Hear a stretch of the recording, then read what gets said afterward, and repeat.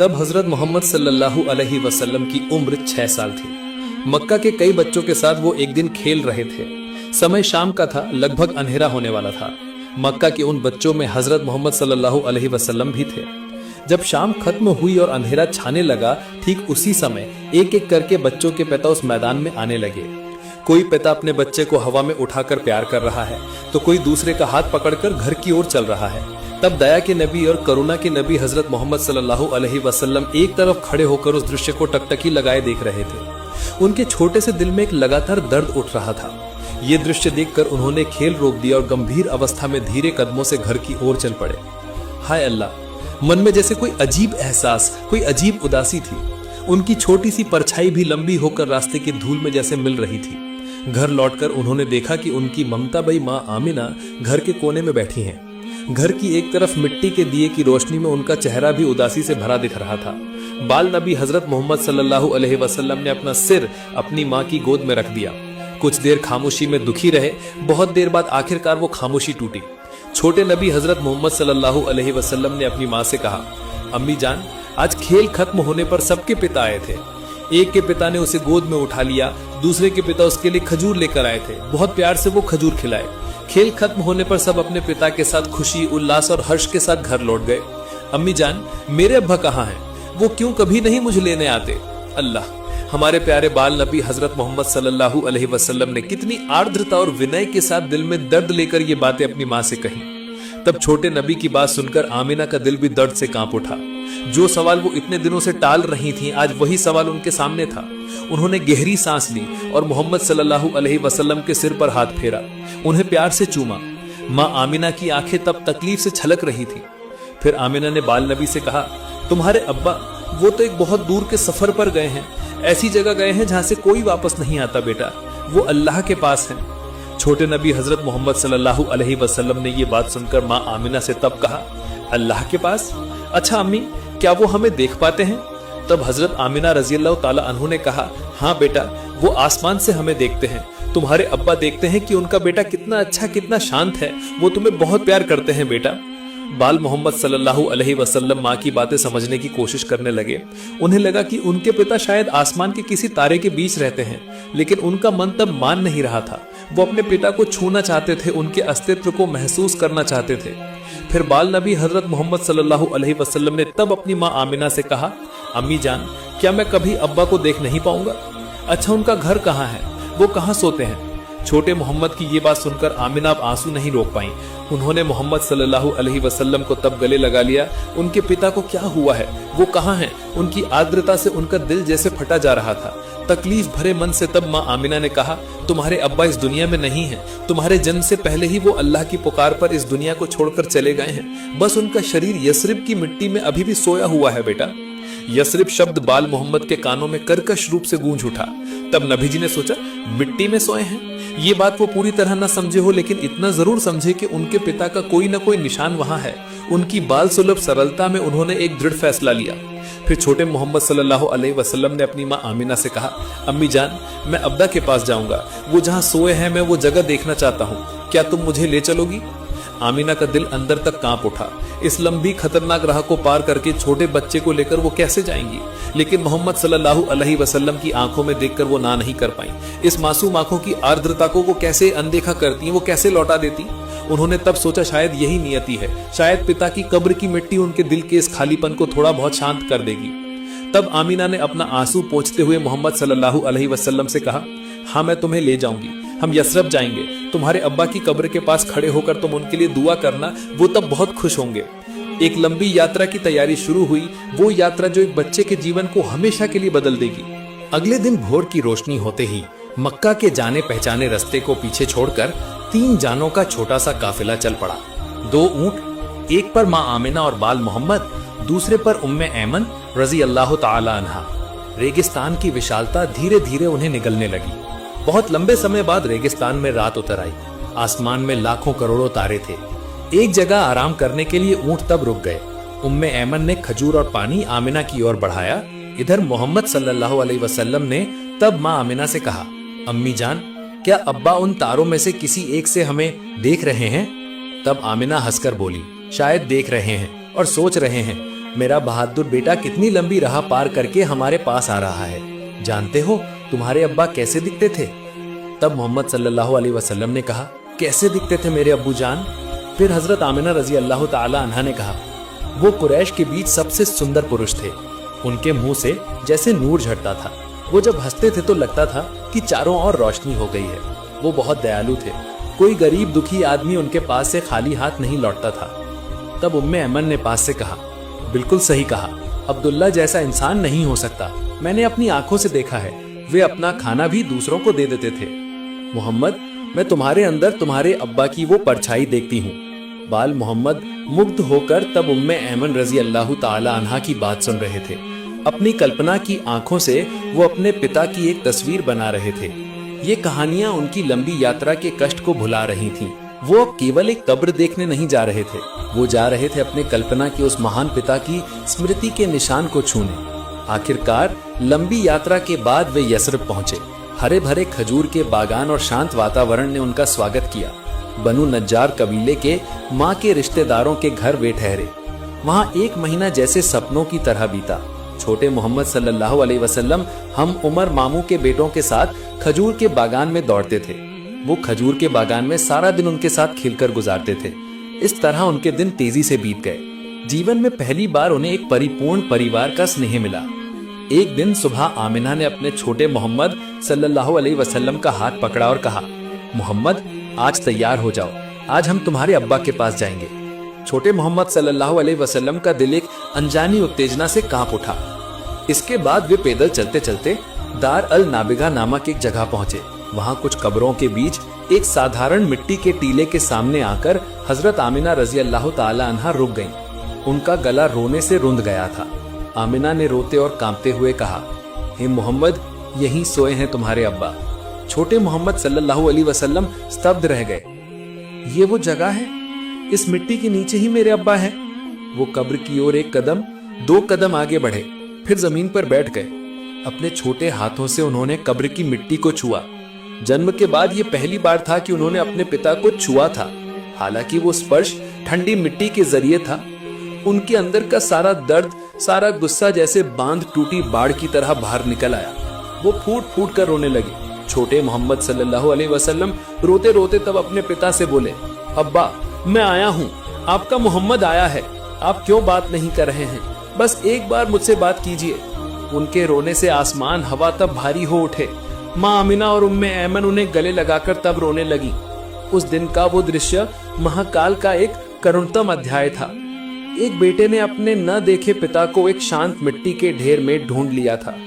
पिता से मुलाकात के बाद यसरिब से तब वापसी का समय था। छोटे मोहम्मद सल्लल्लाहु अलैहि वसल्लम काफी शांत थे, लेकिन उनकी आंखों में गहरी उदासी थी। उन्हें लग रहा था कि वो अपने पिता का एक हिस्सा यसरिब में छोड़ रहे हैं। उनका काफिला तब फिर से चलने लगा।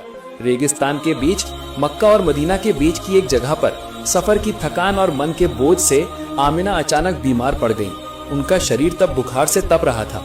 उम्मे ऐमन ने उन्हें तुरंत ऊंट से नीचे उतारा, एक पेड़ की छांव में उन्हें लिटा दिया। तब छोटे मोहम्मद सल्लल्लाहु अलैहि वसल्लम ने अपनी माँ आमिना से कहा, अम्मी जान, आपको क्या हुआ है? आपका शरीर इतना गर्म क्यों है? तब हजरत आमिना रज़ी अल्लाह ताला अन्हो ने अपने बेटे से कहा, कुछ नहीं बेटा, मैं ठीक हूँ, थोड़ा आराम करने से ठीक हो जाएगा। लेकिन उनकी हालत और खराब होने लगी। तब हजरत आमिना रज़ी अल्लाह ताला अन्हा समझ गईं, उनका समय पूरा हो गया है। इस निर्जन जगह में अपने यतीम बच्चे को अकेला छोड़कर जाना होगा। इस चिंता ने उनके शारीरिक दर्द को और बढ़ा दिया। फिर उम्मे ऐमन ने रोती हुई आवाज में तब माँ आमिना से कहा, आमिना, थोड़ा पानी पी लो, ताकत मिलेगी। तब आमिना ने उनकी बात सुनकर थोड़ा सा पानी पिया। फिर उम्मे ऐमन की ओर देखकर कहा, अब मुझे और पानी मत देना, ये थोड़ा सा पानी मोहम्मद के लिए रख दो।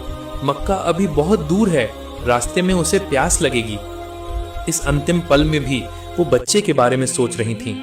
मोहम्मद माँ का हाथ पकड़कर आकुल होकर रोने लगे। छोटे मोहम्मद सल्लल्लाहु अलैहि वसल्लम तब बोले, अम्मी जान, आप ऐसा क्यों कर रही हैं?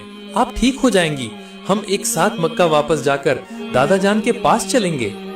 आमिना ने अपने कमजोर हाथ से मोहम्मद के गाल को छुआ। उनके होठों पर एक दर्द भरी मुस्कान आई। फिर आमिना ने कहा, मेरे प्यारे मोहम्मद, मैं तुम्हें जन्म देकर धन्य हुई। मैं जानती हूँ अल्लाह ने तुम्हें एक महान काम के लिए चुना है, तुम इंसानों के रहनुमा बनोगे। मैं तुम्हें उसी अल्लाह के हवाले करती हूँ जो हमेशा जिंदा है, जो कभी नहीं मरता। बातें कहते कहते उनका सिर एक तरफ झुक गया, उनकी दोनों आंखें थम नहीं। उनकी माँ अब दुनिया में नहीं थी।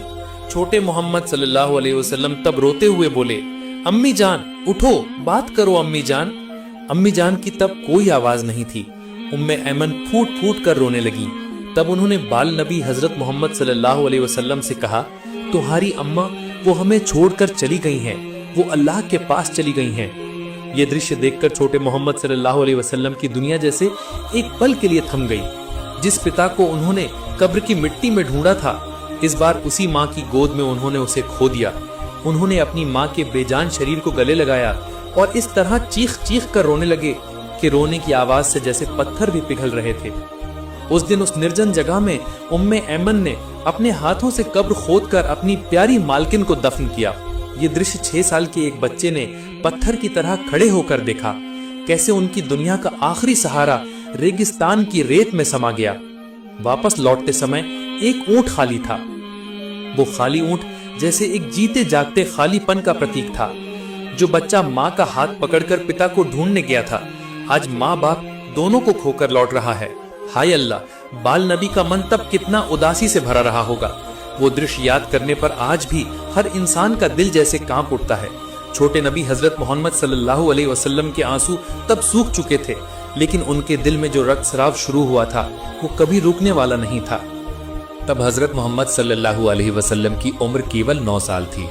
उस समय मक्का में कठिन अकाल पड़ा था। मक्का में हर जगह बारिश रुक गई थी। खेत खलिहान सूख कर मिट्टी पीली पड़ गई थी। नतीजतन कुएं और झरने सूख गए थे। इसीलिए लोग दूर दूर से पानी ढूंढ कर लाते थे, लेकिन वो भी एक समय खत्म हो जाता था। जब ये अकाल लंबा चला तब कुरैश के सरदार आपस में चर्चा के लिए बैठे। एक ने कहा, अब हम सबको मिलकर कोई फैसला लेना होगा। अगर कुछ नहीं किया तो हमारे घर नहीं बचेंगे, हमारे बच्चे और हमारे पशु सब मर जाएंगे। उसकी बात सुनकर सबने सलाह की और पुरानी प्रथा के अनुसार कदम उठाने का इरादा किया। तब दूसरे ने कहा, तो एक बड़ा बर्तन लाओ और उसमें पशु का खून रखकर हाथ डुबोकर कसम खाएं, ताकि हमारी समस्या दूर हो जाए। इसके बाद एक बड़ा बर्तन लाया गया और उसमें खून भरा गया। फिर एक एक करके कुरैश के बड़े बड़े सरदार आगे बढ़े। सबने अपने हाथ खून में डुबोकर कहने लगे, मक्का में बारिश नहीं हो रही है, हमारे बच्चे मर रहे हैं, हमारे पशु खत्म हो रहे हैं। आज हम कसम खाते हैं कि आज रात हम सब काबा के पास जाएंगे और हम काबा की दीवार पकड़कर खड़े रहेंगे और दुआ करेंगे। हम तब तक दुआ करते रहेंगे जब तक बारिश ना आ जाए। अगर बारिश नहीं भी आई तो हम वहीं मर जाएंगे, लेकिन काबा की दीवार नहीं छोड़ेंगे। इसके बाद जब आधी रात हुई तब वे बड़े बड़े लोग जिन्होंने खून में हाथ डुबोकर शपथ ली थी, वे धीरे धीरे अपने घरों से निकलने लगे और काबा शरीफ की ओर चले। उन लोगों में अल्लाह के प्रिय नबी हजरत मोहम्मद सल्लल्लाहु अलैहि वसल्लम के चचा अबू तालिब भी शामिल थे। इसलिए जब अबू तालिब अपने घर से निकलने वाले थे तब बाल मोहम्मद सल्लल्लाहु अलैहि वसल्लम ने ये देखकर पास आए और नरमी से पूछा, चचा जान आप कहाँ जा रहे हैं? तब अबू तालिब रुके, अपने भतीजे की ओर देखा और जवाब दिया, हे मेरे भतीजे, क्या तुम नहीं जानते कि हमारा मक्का सूख गया है, बारिश बंद है और पानी की कमी से सबको परेशान कर दिया है। इसीलिए हम सब ने खून में हाथ डुबोकर कसम खाई है कि जब तक बारिश ना आ जाए तब तक हम काबा की दीवार पकड़े रहेंगे। आज मैं वो वादा पूरा करने जा रहा हूँ। ये सुनकर अल्लाह के प्रिय नबी हजरत मोहम्मद सल्लल्लाहु अलैहि वसल्लम ने अपने चचा अबू तालिब की ओर देखा और नरमी से कहा, चचा जान आप मुझे भी अपने साथ लेकर चलिए। तब अबू तालिब ने तुरंत जवाब दिया, नहीं बेटा, वहाँ मक्का के बड़े बड़े लोग जमा होंगे, ये सब कुरैश के सरदार हैं। अगर मैं एक बच्चे को साथ लेकर गया तो लोग मुझे क्या कहेंगे? लेकिन छोटे मोहम्मद सल्लल्लाहु अलैहि वसल्लम ने फिर जोर दिया। अबू तालिब अपने भतीजे से अत्यधिक प्यार करते थे। भतीजे की जिद को देखकर उनका मन नहीं माना। आखिरकार उन्होंने कहा, ठीक है, आओ मेरे साथ चलो।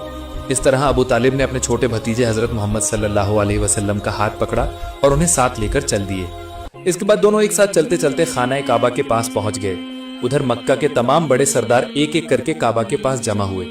गिनती के हिसाब से कुल 32 बड़े लोग वहां उपस्थित थे। ये वही थे जिन्होंने कसम खाई थी कि जब तक बारिश ना आ जाए तब तक हम काबा की दीवार पकड़ कर रखेंगे। जब मक्का के आम लोगों को खबर मिली तब वे भी अपने घरों से निकलने लगे। पुरुष, महिलाएं, बूढ़े और बच्चे भी सब इसी आशा में खाना काबा की ओर बढ़े कि शायद आज बारिश का कोई रास्ता निकल आए। नतीजतन धीरे धीरे खाना काबा के चारों ओर लोगों की भीड़ बढ़ने लगी। ऐसा लग रहा था जैसे पूरा मक्का ही एक जगह इकट्ठा हो गया हो। लेकिन वो 32 सरदार जिन्होंने खून भरे बर्तन में हाथ डुबोकर शपथ ली थी, वे सब काबा के बिल्कुल पास खड़े हो गए। इनके साथ अबू तालिब भी अपने भतीजे हजरत मोहम्मद सल्लल्लाहु अलैहि वसल्लम को लेकर आए थे। जब उन लोगों की नजर एक बच्चे पर पड़ी तो वे सब हैरान रह गए। उन्होंने तुरंत एक दूसरे की ओर देखा और अबू तालिब की ओर ध्यान केंद्रित किया। फिर कुछ लोग गुस्से से बोले, हे अबू तालिब, ये क्या किया? तुम इस बच्चे को अपने साथ क्यों लेकर आए हो?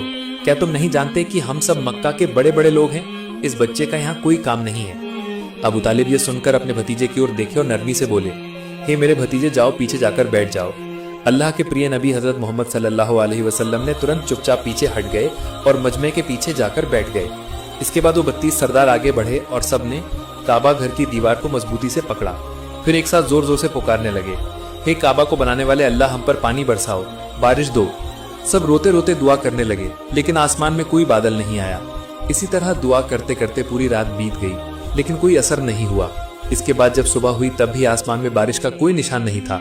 जमीन वैसी ही सूखी रही, बादल नहीं आए और बारिश नहीं हुई। सूरज धीरे धीरे ऊपर चढ़ आया, इसलिए अब सूरज की गर्मी बढ़ने लगी थी और उसकी तपिश मक्का के हर कोने को झुलसा रही थी।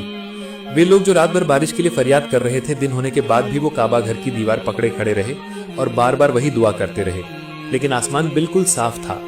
बादल का एक टुकड़ा भी दिखाई नहीं दिया। इस तेज धूप में भी 32 लोग पसीने से भीग गए थे। उनमें से कईयों का शरीर डगमगाने लगा, कुछ चक्कर खाकर जमीन पर गिर गए, लेकिन फिर भी वे अपनी जिद पर अडिग रहे और बारिश मांगते रहे। तब अचानक अबू तालिब ने महसूस किया कि कोई उनकी चादर पीछे से खींच रहा है। इसलिए जब उन्होंने पलटकर देखा तो देखा कि उनके भतीजे 9 साल के हजरत मोहम्मद सल्लल्लाहु अलैहि वसल्लम खड़े थे। ये दृश्य देखकर अबू तालिब का चेहरा कठोर हो गया। उन्होंने गुस्से में कहा, हे मोहम्मद, तुम यहाँ क्यों आए हो? छोटे मोहम्मद सल्लल्लाहु अलैहि वसल्लम ने अत्यंत अदब के साथ कहा, चाचा जान, मुझे आने दीजिए, मैं दुआ करूंगा, तब देखिएगा ऊपर वाला पानी बरसा देगा। अबू तालिब ये सुनकर और हैरान हुए और कठोर स्वर में बोले, हम 32 मक्का के बड़े सरदार रात भर यहाँ खड़े हैं। हम सब ने बारिश के लिए फरियाद की है, लेकिन ऊपर वाले ने पानी नहीं बरसाया और तुम महज 9 साल के लड़के हो। तुम दुआ करोगे और बारिश हो जाएगी? जाओ, जाकर अपनी जगह पर बैठ जाओ। चाचा के मुंह से ऐसी बात सुनकर अल्लाह के प्रिय नबी हजरत मोहम्मद सल्लल्लाहु अलैहि वसल्लम आहिस्ता आहिस्ता पीछे हट गए और जाकर अपनी जगह पर बैठ गए। इसके बाद वे 32 लोग फिर बारिश के लिए फरियाद करने लगे। सब ने एक साथ जोरदार आवाज में दोहराया, हे काबा को पैदा करने वाले, हम पर पानी बरसाओ। हे काबा को बनाने वाले, पानी दो। इसी तरह समय बीतता गया। 2 से 3 घंटे और गुजर गए, लेकिन आसमान वैसे ही साफ रहा। न बादल आए, न बारिश का कोई निशान दिखा। जमीन पर गर्मी और बढ़ गई थी। सूरज की तपिश से लोग निढाल हो रहे थे। ऐसी समय अचानक अबू तालिब ने फिर महसूस किया कि कोई उनकी चादर पीछे से खींच रहा है। इसलिए जब उन्होंने पलटकर देखा तो देखा कि उनके भतीजे 9 साल के हजरत मोहम्मद सल्लल्लाहु अलैहि वसल्लम खड़े थे।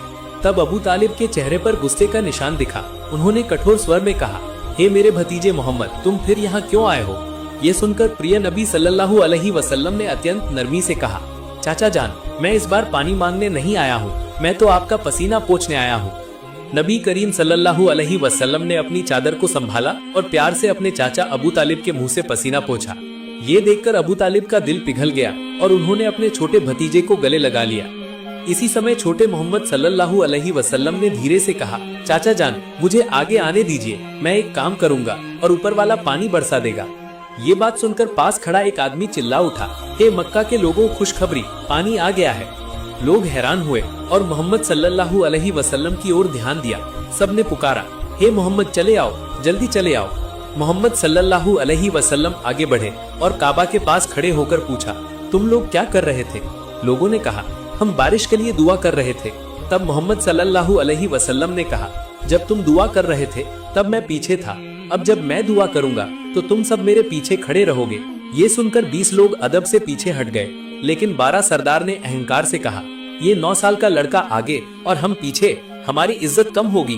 तब मोहम्मद सल्लल्लाहु अलैहि वसल्लम ने शांत भाव से कहा, हे मक्का के लोगों, पीछे हट जाओ, क्योंकि अगर मैं अब पीछे हट गया तो बारिश फिर कभी नहीं आएगी। तब 20 लोग घबरा गए। उन्होंने उन 12 जिद्दी सरदारों से कहा, सावधान, अगर मोहम्मद सल्लल्लाहु अलैहि वसल्लम पीछे हट गए तो हम सब तबाह हो जाएंगे। ये सुनकर वे 12 लोग भी नरम पड़ गए और सब पीछे हट गए। इस तरह मक्का के बड़े बड़े सरदार भी छोटे मोहम्मद सल्लल्लाहु अलैहि वसल्लम के पीछे खड़े हो गए। सरदारों ने कहा, हे मोहम्मद, अब तुम दुआ करो। तब अल्लाह के प्रिय नबी हजरत मोहम्मद सल्लल्लाहु अलैहि वसल्लम ने अपने हाथ मुबारक ऊपर उठाए। उन्होंने अपने पवित्र हाथ इस तरह उठाए कि उनके बगल की सफेदी दिखाई दे रही थी। वो दुआ करने की मुद्रा में खड़े हो गए। तब उनका हाथ मुबारक काबा की दीवार से बस थोड़ी इंच दूर था। इस अवस्था में उन्होंने दुआ करना शुरू किया। तब सबकी नजरें काबा की दीवार पर थीं, लेकिन कुछ लोग मोहम्मद की ओर भी देख रहे थे। उन्होंने दुआ करना शुरू किया, हे अल्लाह, हे अल्लाह, हे अल्लाह। उन्होंने बस ये 3 शब्द ही कहे, लेकिन वो इस तरह रो रहे थे, उनके आंसू इस तरह गालों से झर रहे थे कि जो उनकी ओर देख रहे थे उनका मन पिघल रहा था। जिन्होंने उन पर गुस्सा किया था वो भी पछता रहे थे। जब अल्लाह के प्रिय नबी हजरत मोहम्मद सल्लल्लाहु अलैहि वसल्लम ने रोते रोते ये 3 शब्द कहे, तब तुरंत काबा के पीछे की तरफ से बादलों का एक टुकड़ा दिखाई दिया।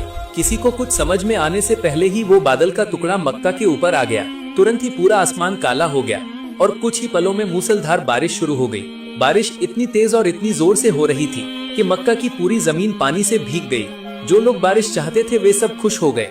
उनके मन में अब कोई अहंकार नहीं रहा। अब वे दौड़ने लगे। वे उस खून मिलाए हुए बर्तन की ओर दौड़ने लगे। वे उस बर्तन के ऊपर हाथ पकड़े खड़े रहे। उनके हाथ खून से सने हुए थे, लेकिन ऊपर से बारिश का पानी इतनी जोर से पड़ रहा था कि उस बारिश के पानी से उनके हाथ धुलकर साफ हो गए। उनका खून भी साफ हुआ और उनका दिल भी साफ हुआ। तब मक्का का हर इंसान अल्लाह के प्रिय नबी हजरत मोहम्मद सल्लल्लाहु अलैहि वसल्लम को प्यार से देख रहा था। उनके मन में एक विचार आ रहा था कि ये 9 साल का लड़का कितना पवित्र है। सुभान अल्लाह। अल्लाह पाक हम सबको उनकी नाफरमानी और सभी प्रकार के गुनाहों से हिफाजत फरमाए। प्रिय दर्शकों, वीडियो समाप्त करने से पहले एक छोटी सी गुजारिश है। कमेंट बॉक्स में आप लोग आमीन जरूर लिखिएगा। तो ये थी आज की घटना। नए नए वीडियो पाने के लिए हमारे चैनल को जरूर सब्सक्राइब करें। आशा है आप सभी